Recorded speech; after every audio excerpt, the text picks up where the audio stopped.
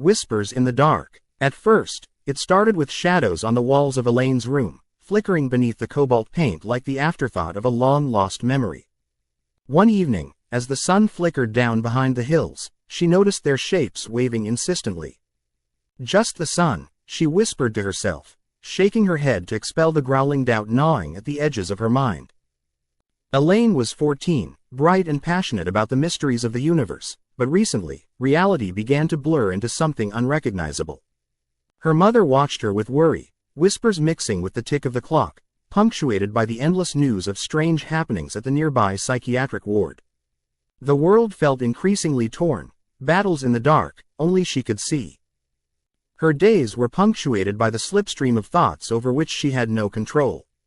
They raced through her head like ghostly whispers, soft at first, then louder, pressing against her like a thick fog. At school, bright-eyed friends tossed balloons of laughter, while Elaine felt layers of silence envelop her like a shroud. When they spoke, her name hung there like a forgotten promise. The doctor called it anxiety with delusions, and with every appointment, the threat of a darker diagnosis crept closer. The shadow of schizophrenia hovered, threatening them all. One lonely Saturday, Elaine's mother arranged for her to stay with her grandmother, hoping the woman's gentle stories would soothe her restless mind. Grandma's house was a time capsule tucked away from the world, filled with porcelain figures and lingering aromas of lavender. If only she could find comfort there. That first night, the old grandfather clock ticked steadily as Elaine settled in her unfamiliar bed. Just as her eyelids fluttered like the wings of a moth, the sound of soft weeping floated through the hallway. She wrapped herself in a quilt and crept out, drawn toward the sound like a moth toward a flame. The hallway was dark, save for beams of moonlight that spilled through the window, revealing fleeting shadows. Following the cries, she found her grandmother in a cramped room, a sunken armchair the only respite from the endless night. "Gran?" Elaine asked softly, her voice trembling. But the woman looked through her, eyes glazed and vacant, murmuring, "They're coming. They're always watching." Quote, "What's coming, Gran?" Elaine pressed, but her grandmother only shushed her, tracing the contours of a faded photograph. Later, in the shelter of her room, Elaine tried to shake off the feeling of dread. But she tossed and turned, unable to escape the gnawing anxiety clawing at her mind. Sleep eluded her, and the whispers returned, growing louder, swirling around her. There inside, a soft voice breathed, sending shivers racing up her spine.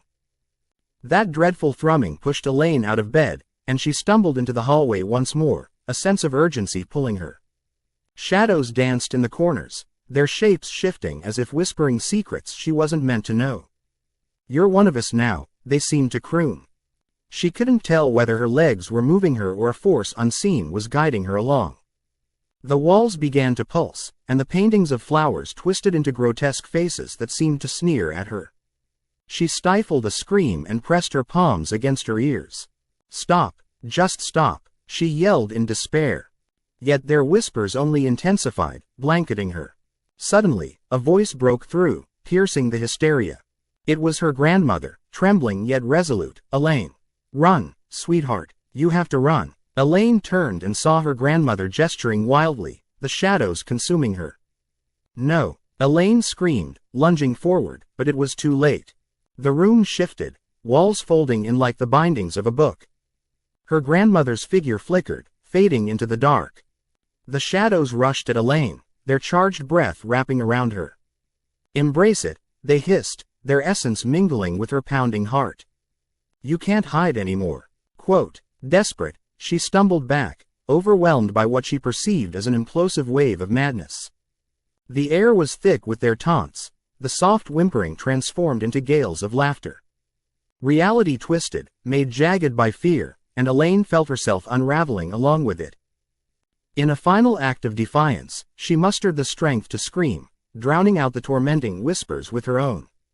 "I am not one of you." As the sound echoed off the walls, it shattered something in the air. The shadows recoiled, their grip loosening. In their retreat, Elaine felt the embrace of reality return. The sturdy walls, the familiar sense, the very essence of being alive. As dawn broke, painting the sky in hues of hope, Elaine clutched her grandmother's favorite photograph, now resting in her trembling hands. She was awakened, infused with clarity, the echoes of darkness fading into soft sighs. But far within, she remembered her grandmother's warning. They're always watching. Without her knowing it, the shadows had marked her, a keeper of secrets that would forever linger at the edges of her mind. And though dawn had come, she knew in her heart that the battle was far from over.